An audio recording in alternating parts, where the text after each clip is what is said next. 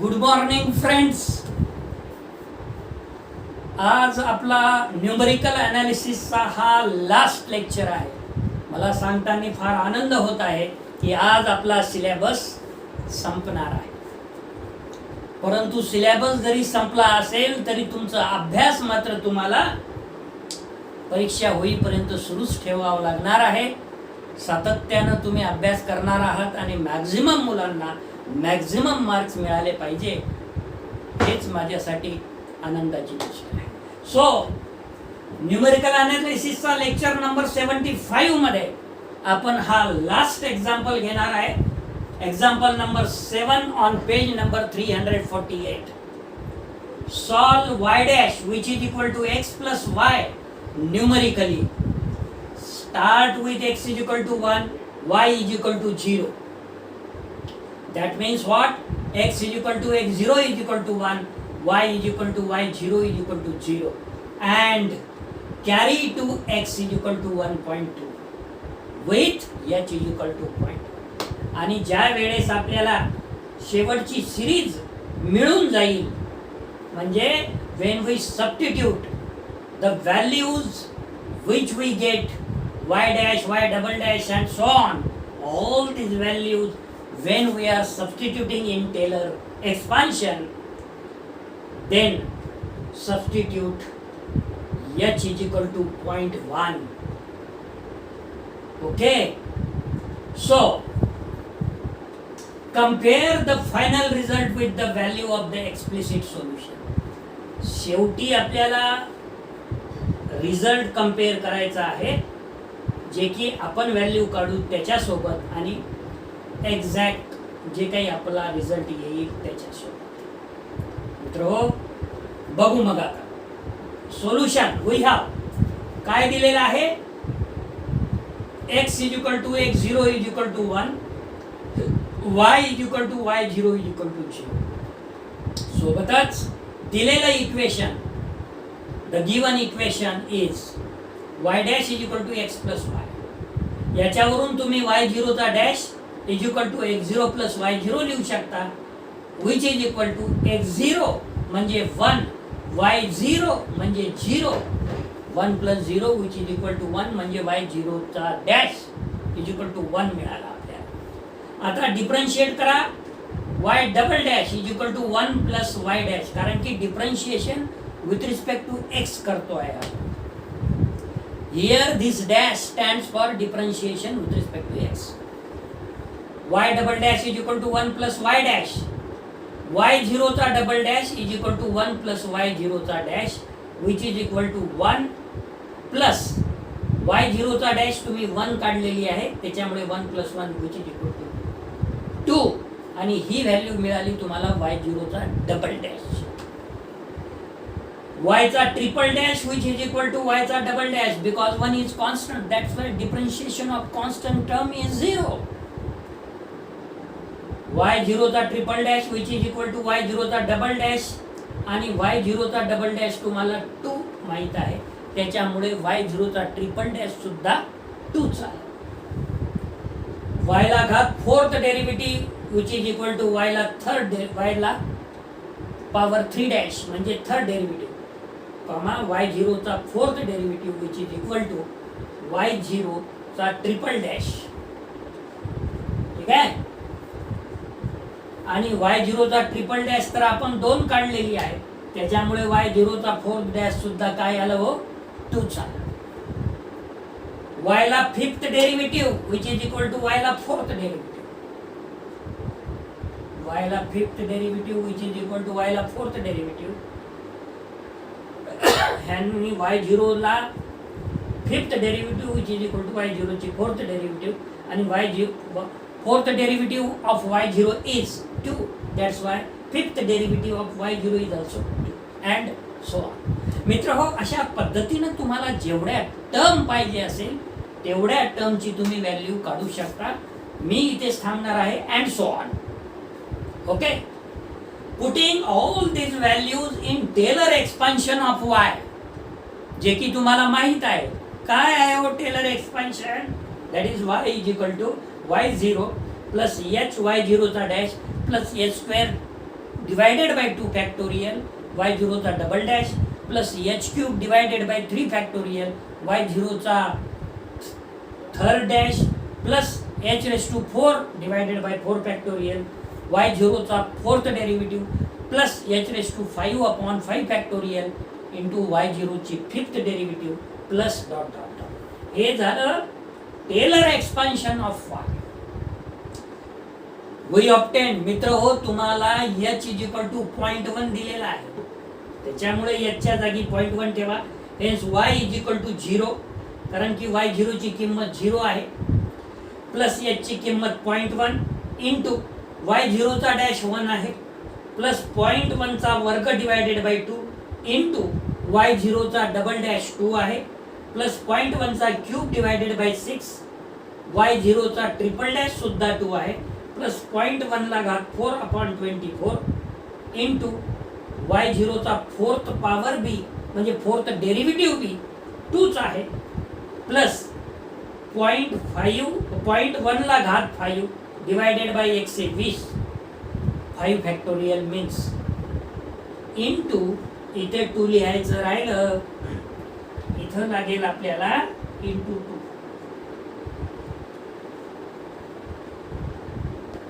Plus dot dot dot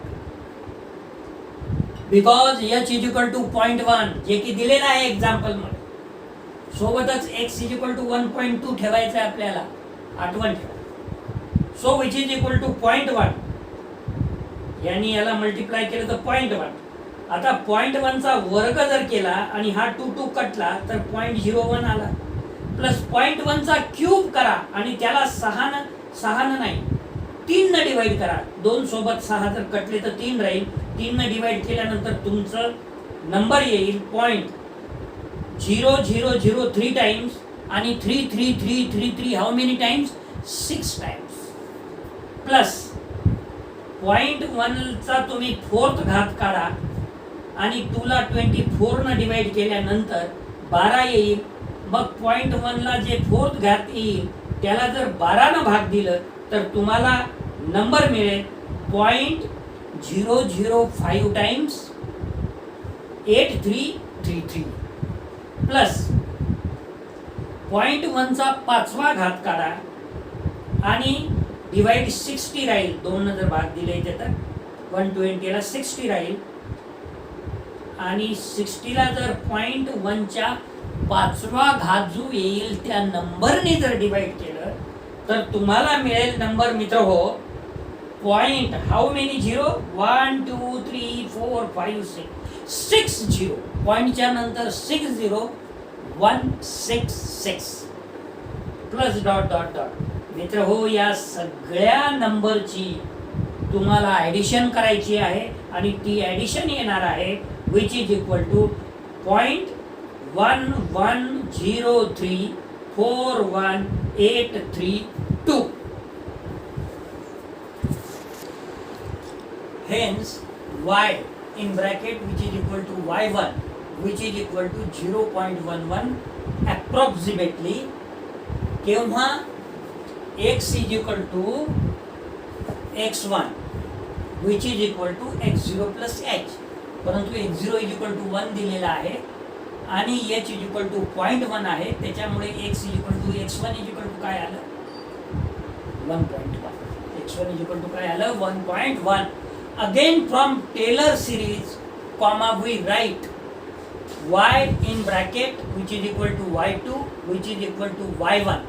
teller series आपल्याला y1 मध्ये लिहायचं आहे. आता y1 प्लस h y1 चा डॅश प्लस h चा वर्ग डिवायडेड बाय 2 फॅक्टोरियल y1 चा डबल डॅश प्लस h चा cube divided by 3 factorial y1 चा ट्रिपल डॅश प्लस h ला घात 4 डिवायडेड बाय 4 फॅक्टोरियल y1 ला fourth derivative plus these are the differentiation. मी घात म्हणत आहे. So second derivative of y1, third derivative of y1, fourth derivative of y1 plus h raised to 5 upon 5 factorial, fifth derivative of y1 plus dot dot dot. मित्र हो याला equation number 1 म्हणा. आता तुम्हाला जो दिलेला इक्वेशन आहे बट y1 चा dash which is equal to x plus y आहे ते x1 प्लस y1 होईल. मग x1 तुम्ही 1.1 काढलेला आहे आणि y1 सुद्धा तुम्ही आता काय काढलेला आहे 0.11. मग 1.1 प्लस 0.11 याची दोघांची ॲडिशन केली तर 1.21 तुम्हाला मिळेल. काय मिळालं y1चा डॅश इज इक्वल टू 1.21 मिळालं. मग y1चा डबल डॅश म्हणजे differentiation with respect to x नाही, इथे differentiation with respect to x1. y1चा double dash which is equal to 1 plus y1चा dash which is equal to 1 plus y1चा डॅश काय काढलं तुम्ही 1.21. दोघांची बेरीज काय झाली 2.21. y1चा ट्रिपल डॅश म्हणजे triple third derivative of y1 which is equal to second derivative of y1 because 1 is constant, that's why 0, so which is equal to 2.21 because y1चा double dash 2.21, that's why y1चा triple dash is 2.21. Fourth derivative of y1 which is equal to third derivative of y1 and which is equal to again 2.21. Fifth derivative of y1 which is equal to fourth derivative of y1 which is equal to again 2.2. मित्र हो, मी इथपर्यंत calculate केलं. तुम्हाला जर necessary वाटत असेल तर तुम्ही पुढे बी तुम्ही डिफरन्शिएशन करू शकता. मी इथं म्हणालो and so on. All these values putting these values in Taylor series 1 जे की आपण y1 मध्ये टेलर सिरीज डिफाईन केलेली आहे, comma we obtain y in bracket which is equal to y2 bracket complete which is equal to y1 ची value 0.11 काढलेली आहे plus h ची व्हॅल्यू 0.1 तुम्हाला माहित आहे. y1 चा डॅश तुम्ही नुकताच काढलेला आहे 1.21 प्लस 0.1 चा स्क्वेअर डिवायडेड बाय 2. y2 चा डॅश तुम्ही y2 चा डॅश नाही सॉरी y1 चा डबल डॅश म्हणजे y1 ची दुसरी डेरिव्हेटिव्ह तुम्ही काढलेली आहे 2.21 प्लस 0.1 चा क्यूब डिवायडेड बाय 6. y1 ची तिसरी डेरिव्हेटिव्ह सुद्धा 2.21 आलेली आहे प्लस 0.1 ला fourth power divided by 24. y1 चा फोर्थ डेरिव्हेटिव्ह 2.21 प्लस 0.1 ला fifth power divided by 120 that is 5 factorial आणि y1 ला फिफ्थ डेरिव्हेटिव्ह y1 ची fifth derivative 2.21 plus dot dot dot 4 factorial म्हणजे 24, 5 फॅक्टोरियल म्हणजे 120, 3 फॅक्टोरियल म्हणजे 6 and so on. So which is equal to 0.11 plus या दोघाचा गुणाकार 0.121 प्लस याचा वर्ग करा, आधी मल्टिप्लाय करा आणि नंतर 2 ने डिवाइड करा, तुम्हाला हा नंबर मिळेल 0.0110 प्लस पहिले याचा क्यूब करा मग याच्याशी मल्टिप्लाय करा आणि मग 6 ने डिवाइड करा, तुम्हाला ही व्हॅल्यू मिळेल 0.000368 प्लस 0.1 ला घात 4 4 वेळा गुणाकार करा 0.1 त्याच्यानंतर 2.21 ला गुणा त्याच्यानंतर 24 न भागा, तुम्हाला नंबर मिळेल 0.00005 टाइम्स 9208 प्लस 0.1 ला 0.1 5 वेळा गुणाकार करा, त्याच्यानंतर 2.21 ने गुणा, त्याच्यानंतर 120 न भागा, तुम्हाला नंबर मिळेल 0.00000 किती वेळा 0 6 वेळा 144. मग काय करायचं मित्र हो, या सगळ्या न्यूमरिकल नंबर्सची ॲडिशन करायची. ती ॲडिशन येईल तुमची 0.24 24 27 72 5 आणि आपण मोस्टली 3 डिजिट पर्यंत घेऊ 0.242 अप्रॉक्सिमेटली.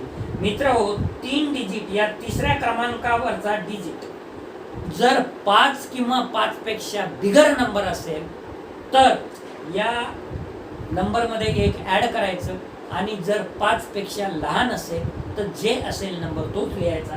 त्यामुळे 2 आहे इथे 2च लिहावं लागेल 0.242 अप्रॉक्सिमेटली. आणि म्हणून y in bracket which is equal to y2 which is equal to 0.242 approximately. पण केव्हा x is equal to x2 which is equal to x0 plus 2h, but x0 is 1 plus 2, h is 0.1, so 1 plus 0.2 which is equal to 1.2. आता मित्र हो, आपण same example direct solve करू आणि बघू की काय व्हॅल्यू येते. Second part. आता आपण दिलेला जो डिफरन्शियल इक्वेशन आहे याला direct on solving the given linear differential equation dy by dx which is equal to x plus y, this implies dy by dx minus y which is equal to 0 analytic. याला आपण सोडवू. आपल्याला माहित आहे मित्र हो, this equation is which type of this equation, which is a linear equation of type dy by dx plus py which is equal to q, where capital P and Q are functions of x or constants. अशा differential equation मध्ये तुम्हाला integrating factor find out करावा लागते. Integrating फॅक्टरचा formula आहे which is equal to e to the power integral p dx. परंतु मित्र हो, या इक्वेशन सोबत हे इक्वेशन जर कंपेअर केलं तर p ची व्हॅल्यू -1 आहे, त्यामुळे which is equal to e to the power minus integral dx which is equal to e to the power -6. मित्र हो, अशा टाईपच्या लिनियर डिफरन्शियल इक्वेशनचं सोल्युशन कोणत्या फॉर्म्युल्याने आपल्याला काढायचं आहे हे सुद्धा आपल्याला माहीत आहे. तो फॉर्म्युला आहे y into integrating factor which is equal to integration q into integrating factor dx plus constant of integration c. Hence solution of which is y into integrating factor which is equal to integral q into integrating factor dx plus c. Hence y into integrating factor तुम्ही e to the power -x काढलेला आहे which is equal to integral q ची value x आहे into integrating factor e to the power -x dx plus c. आणि याच्या नंतर अशा टाईपच्या इक्वेशनला इंटिग्रेटिंग बाय पार्ट्सच्या फॉर्म्युल्यानं सोडवता येते, हेही आपल्याला माहीत आहे. इंटिग्रेशन बाय पार्ट्सचा फॉर्म्युला काय आहे? Integration u v dx which is equal to u integration v dx minus integration derivative with respect to x of u into integration v dx dx.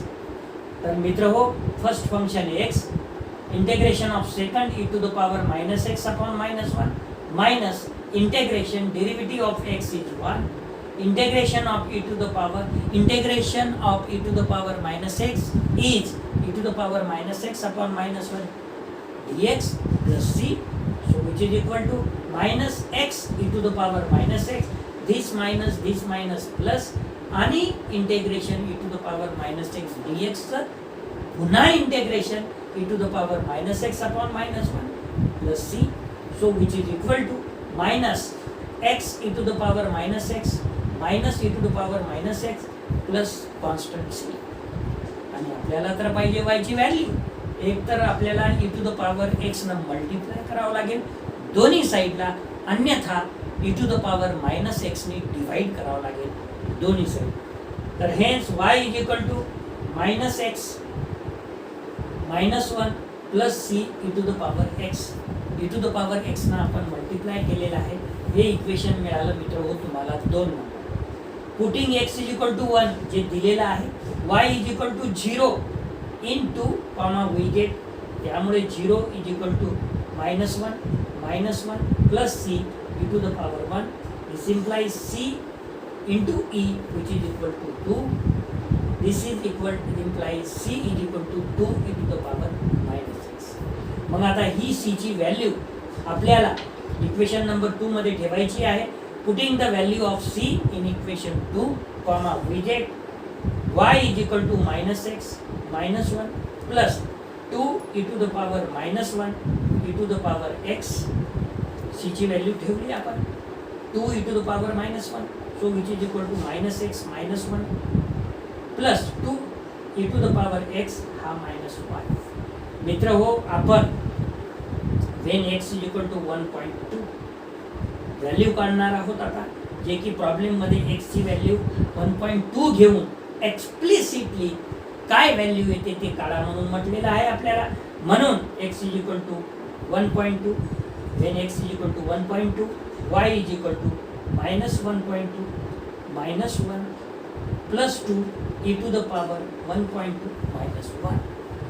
So hence y is equal to minus 2.2, या दोघांची addition केली, minus 2.2 plus 2 e to the power 1.2 minus 1 म्हणजे 0.2 e to the power 0.2 which is equal to minus 2.2 plus 2 times e to the power 0.2 ची value न्यूमेरिकलच्या टेबलमध्ये 1.221 आपल्याला मिळून जाईल.